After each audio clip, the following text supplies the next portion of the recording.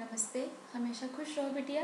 I am JBN doctor Anamika Aharwal, associate professor in the department of science and technology at Jayoti Vidyapeeth women's university Jaipur. Today I am going to take the lecture on the topic resource management. ठीक है, अब resource का मतलब क्या होता है कि जो चीज़ें हमें उस टास्क को, उस प्रोसेस को करने के लिए चाहिए होती हैं, वो उसको हम रिसोर्स कहते हैं। अब रिसोर्सेज का मैनेजमेंट भी इम्पॉर्टेंट होता है कि हमने कैसे उनको मैनेज करके रखा है, सो दैट कि हम टाइम पढ़ने पे उन रिसोर्सेज को सही तरीके से क्या कर पाएँ, यूज़ कर पाएँ। ठीक है, तो रिसोर्स मैनेजमेंट क्या हो गया, all the elements use to develop a software product may be assumed as resources for that project. Software development करने के दौरान जितनी चीज़ों की आपको एलिमेंट की ज़रूरत पड़ती है उनको हम रिसोर्सेज के नाम से जानते हैं। ठीक है, वो उस प्रोजेक्ट के लिए रिसोर्सेज होंगे। अब दिस में इंक्लूड ह्यूमन रिसोर्स, में ह्यूमन रिसोर्स भी हो सकता है, प्रोडक्टिव टूल्स भी हो सकता है, सॉफ्टवेयर लाइब्रेरीज भी हो सकता है। ठीक है, अब जो resources are available in limited quantity and stay in the organisation as a pool of assets. ठीक है, तो जो जितने भी अवेलेबल होते हैं लिमिटेड क्वांटिटी में और ऑर्गेनाइजेशन में होते हैं, वो एज ए पूल का काम करते हैं, एक एसेट का काम करते हैं। बोलते हैं ना, ये मेरे पास एसेट है, तो जैसे प्रॉपर्टी होती है, मैंने एसेट तैयार की है। ठीक है, मीन्स आपका ठोस कोई चीज़ हो गई। अब तो जो शॉर्टेज ऑफ रिसोर्सेज है hampers the development of project and it can lag behind the schedule. अब कभी कभी क्या हो जाता है, शॉर्टेज हो जाती है रिसोर्सेज। अब रिसोर्सेज में शॉर्टेज हो गई, सीधी सी बात है, हमने प्लानिंग क्या रखी थी, स्केड्यूल क्या बनाया था, इतने टाइम पे चीज़ हो जाएगी। अब चीज़ तो तब होगी ना जब वो चीज़, मेरे को रिसोर्स जो चाहिए था वो मिलता और मैं सही टाइम पे उसको कर लेती, क्योंकि मैंने तो माइंड में पिक्चर जो थी उसके अकॉर्डिंग, मेरे पास सारे रिसोर्सेज है, उसके अकॉर्डिंग मैंने स्ट्रैटेजी बनाई थी, उसके अकॉर्डिंग प्लानिंग की थी।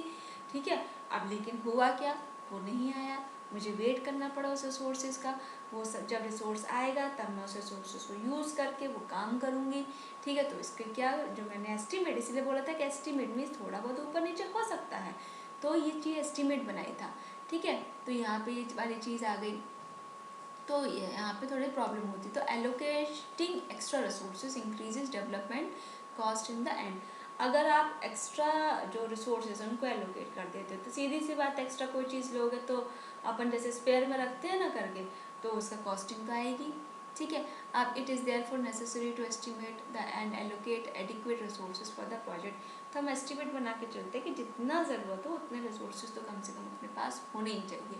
तो रिसोर्स मैनेजमेंट के अंदर क्या क्या चीज़ें आ गई, defining proper organisation project by creating a project team and allocating responsibilities to each team member, determining resources require a particular stage and their availability, manage resources by generating resources request when they are required and deallocating them when they are no more needed। ये सब किस में आ गया हमारा, ये resource management के अंदर आ गया। ठीक है, अब बात करते हैं प्रोजेक्ट रिस्क मैनेजमेंट की। तो इसमें क्या हो जाता है, रिस्क मैनेजमेंट में बेसिकली क्या हो गया कि इसमें जितनी एक्टिविटीज़ होती हैं pertaining to identification, analysing and making provision for predictable and non predictable risk in the project. तो रिस्क में इंक्लूड द फॉलोइंग, रिस्क में क्या क्या चीज़ें आ सकती हैं, जैसे experience staff leaving the project and new staff coming. मान लो एक्सपीरियंस स्टाफ चला गया, नया स्टाफ आया। अब सीधी सी बात है, जो इंसान पे ऐसे काम कर रहा था उसको हमें तो एक बार बोलना पड़ता था ये कर देना, वो कर देगा। अब नया स्टाफ आया है, सीधी सी बात है, उसको टाइम दे के समझाना पड़ेगा, पता नहीं उतने अच्छे से काम कर पाए नहीं कर पाए, क्योंकि उसको उस चीज़ का तक एक्सपोजर नहीं हुआ, जो हैबिचुअल फोन ऑफ नहीं हुआ अभी। ठीक है, अब change in organisational management, organisation management का कुछ चेंज हो गया तो वहाँ पे रिस्क हो गया अपना। रिक्वायरमेंट चेंज हो गई, मिस इंटरप्रिटेटिंग हो गया, तो क्या हो गया, तो मीन्स कोई चेंज कर दे किसी ने या हम गलत समझ गए, तो भी प्रॉब्लम है। अब under estimation of required time and resources.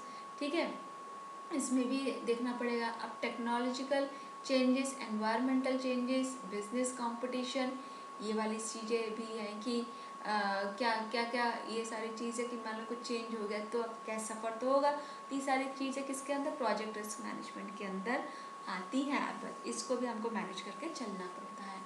Risk management process की बात करते हैं, तो तो इसमें क्या हो जाता है, कुछ एक्टिविटीज़ होती हैं कि रिस्क मैनेजमेंट प्रोसेस में, जैसे आइडेंटिफिकेशन हो गया, कैटेगराइज हो गया, मैनेज हो गया, मॉनिटर हो गया।